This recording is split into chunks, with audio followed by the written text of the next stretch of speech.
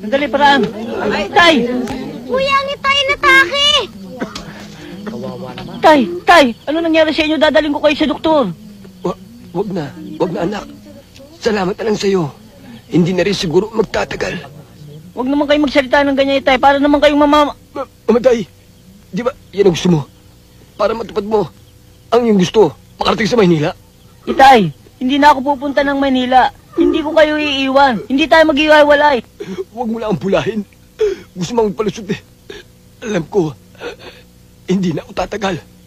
Kaya sa'yo ko inahabilin ang aking kayamanan at lahat ng ari-arian ko. Itay, huwag kayo magsalita ng ganyan. Alam niyo namang wala kayong ibang kayamanan kundi ang lumang bahay na ito. Huwag mo naman uhiyayin sa maraming tao. Itay naman eh, mamamatay na kayo, ang yabang niyo pa eh. Talagang ganoon.